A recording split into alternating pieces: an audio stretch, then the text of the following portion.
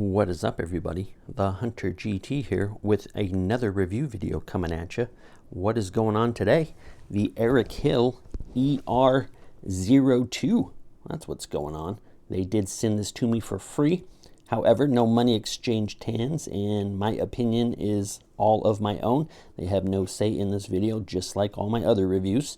So we are going to check it out from top to bottom, go over every single button, every single menu item, check out the box. You know how we do it here on these reviews here.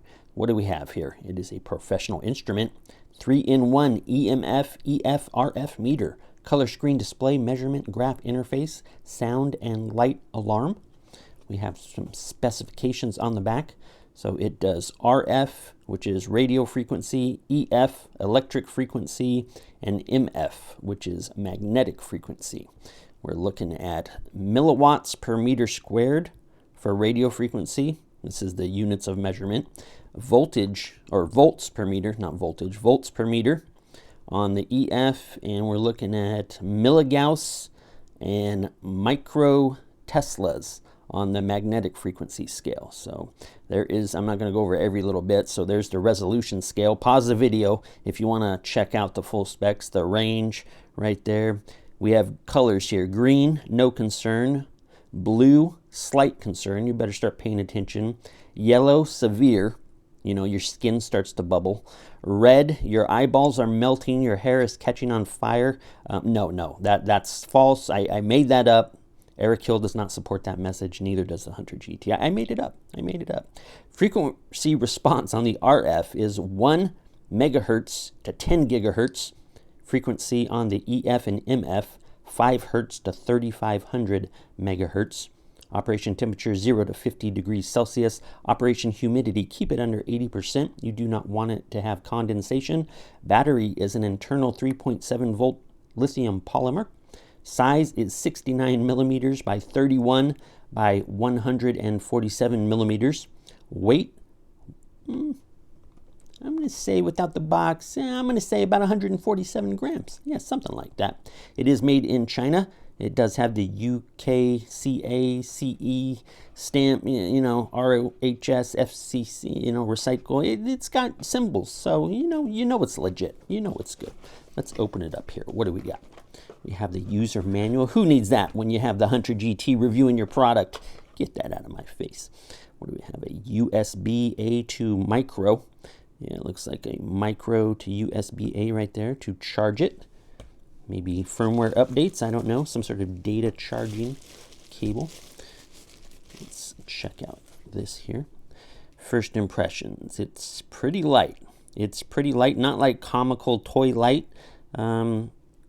Side grips feel good. You know, it's got like a rubbery texture on it, all over it. So it feels, it feels well built, but you're not putting AAAs or AA's anywhere in here, so it doesn't have that extra bit of weight factor to it. I feel like I could drop it like out of my pocket, hip height, chest height maybe, but I wouldn't want to be standing on a ladder and drop it, anything like that. You don't want to drop any electronics off a ladder. Let's not kid ourselves. Buttons, nice and tactile feel. A little bit of a click to them. Yep. So it's like a matte buttons, matte finish, so it doesn't look like it's going to be a fingerprint magnet. The screen might be a different story here. So nice, bright, colorful display right there. We got some modes we can cycle through. I haven't read the manual yet, so I don't know what any of the modes or, you know, buttons, long press, short press does. So I will return here in just a moment and have all that information stored in my brain. And I'll read that like 2 or 3 times, and then we'll come back and do that. Coming up next, we will run it through the paces. You know, we'll hold it up to electrical sockets. We'll, you know, the cell phone, the computer monitor. We'll test some things and see what is giving off what around the house, and see if we need to be concerned. Do we need to line our house with copper? Do we need to wear foil hats to keep the aliens out? Is it going to go crazy at a cemetery? I don't know. You know, ghost hunters, UFO, alien hunters, you know, this might be your device that you're looking for. You industrial folk, this might be just what you need. I don't know.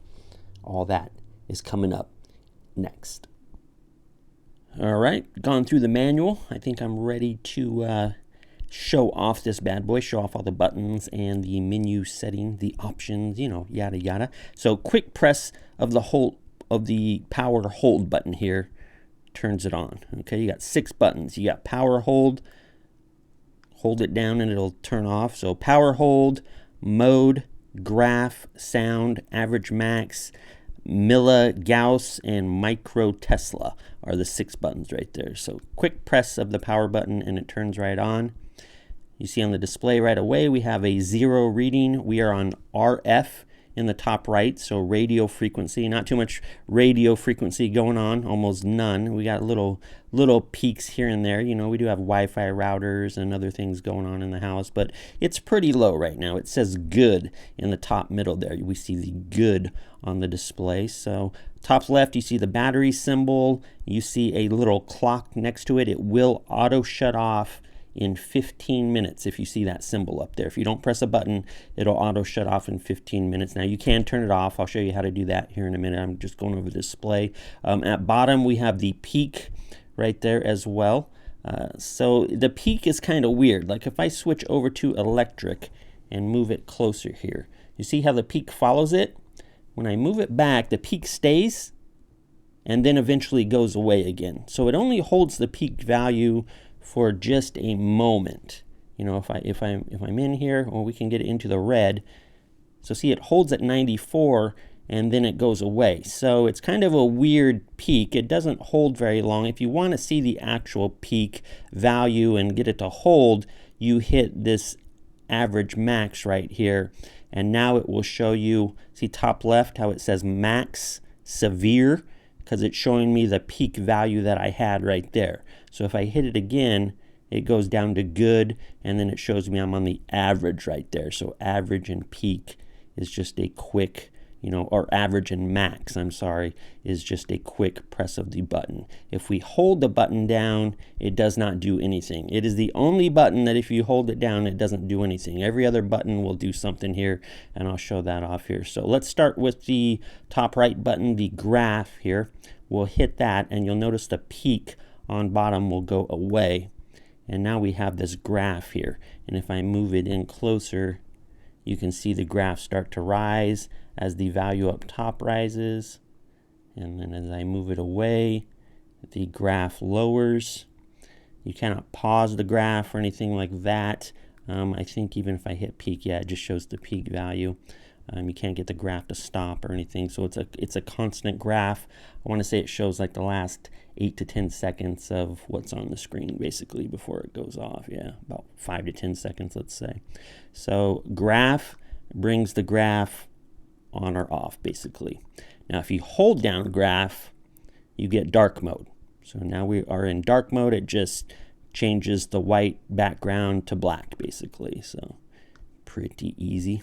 And then we have sound. You're going to see up by the clock here a little speaker icon show up.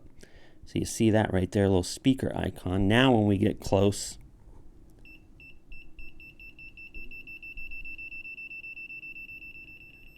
it gives you an audio report telling you, hey, danger, danger, Will Robinson, you know. So we turn that off right there. If you hold down sound, you're going to get a 0 calibration, and if you hit the power button real quick, it's going to 0 it out, okay? I don't want to do that right now, but trust me, if I hold down sound and you see 0 cal, if you hit the power button real quick, it's going to change it to 0. It's going to 0 it out. I don't want to do that. I just want to leave it, you know, I don't need to 0 it out right now, but that's how you 0 it out. Now mode, here switches between the different modes. You see we're on magnetic. We're on RF in the top right here. You can see RF, electric, magnetic. So we're good to go. We'll leave it on electric for now. And then I show, oh, if we hold down mode, let's do that hold down mode. It turns off the clock. You see that? You see how the clock symbol goes away if you hold down mode? So now your timer is turned off and it will not shut down at the 15-minute mark. I like having that on, because I figure if you're not using it for 15 minutes, it should shut off, save the battery. you know, at that point, you're not using it. If 15 minutes is plenty of time for you not to use something and for it to auto shut off. I actually wish it was like 5 to 10 minutes, honestly. So average and max, I showed that. And if you press that down, like I said, I'll hold it down, nothing happens. So it just gives you an average and max reading. So milligauss and micro Tesla, we need to be in the magnetic one for that to work. And you can see it change the value. 2.1 milligauss is the equivalent of 0.21 micro Tesla. So pretty simple. And if we hold that one down, it just darkens the screen a little bit. So you see that the backlight just darkens up a little bit. There's only 2 settings for it. I'm not sure. Let's see if it works in the dark mode. So in the dark mode, if I do that, yeah, it does still darken it up a little bit, just a little bit.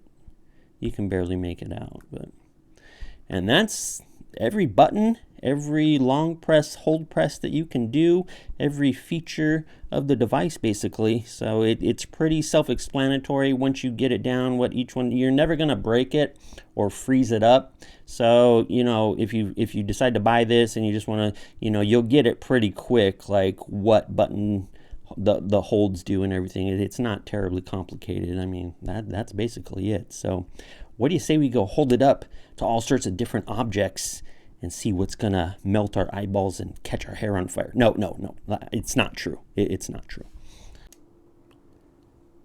All right, well, there's the old Logitech G29 steering wheel.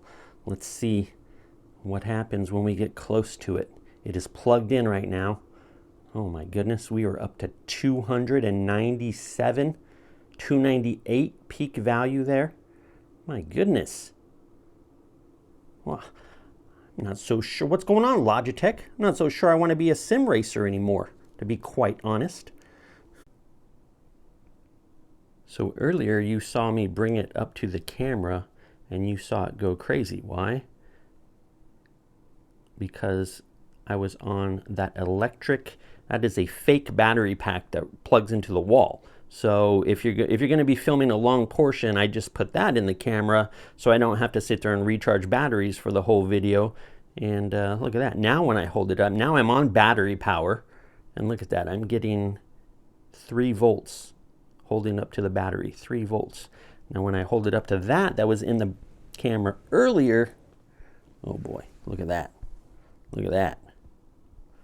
Look at that. 275 right now holding. 275. We can get up to 300, I want to say, if we like put it right in. Look at that. We're in the 370s if we place it right up next to it like that. So, yeah, that's interesting to say the least.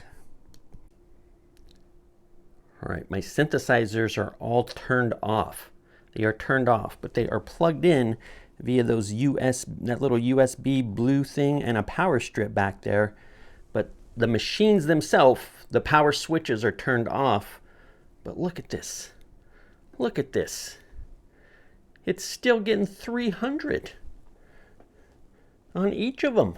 420 something, 424. The Circuit Tracks is getting 400. Oh, this is ridiculous. This will not stand. Let's try something here and see if we can fix this. So it's still plugged in, the USB thing, but as you can see, the blue lights are no longer glowing. I have shut them off. So it is not sending power. Oh, that didn't help at all. That didn't help at all. What the heck? That didn't help at all. I thought that was the trick. It looks like even if you turn the USB buttons off and you turn off the units themselves, they are still pulling nearly 400 volts per meter. That is bonkers. It's a little ridiculous, I think. How about the old light switch? Oh, baby. Oh, baby. 300. Let's move it away. Let's move it away. Yeah, it's definitely working. We're on the electric. Let's go see if we can pick up some RF radio frequencies here. Well, there's the old Netgear router. Let's see what we get here. Let's see what we get here. Well, it's definitely raising. You know, it's raising as I get closer.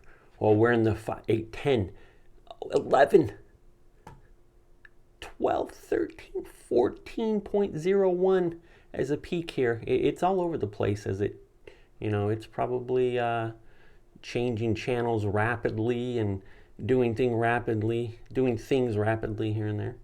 Yeah, right up by the antenna. Yeah, it's actually, yeah, it's all over the place, but when I move back,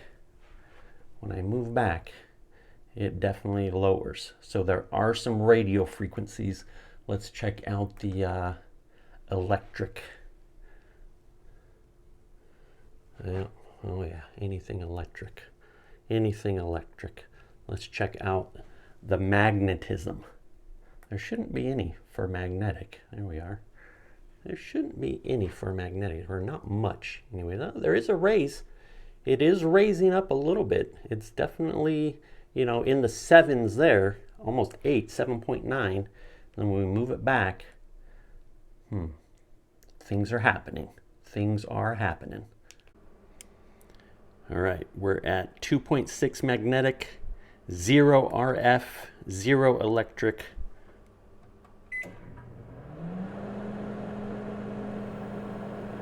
Well, I didn't do anything on the electric.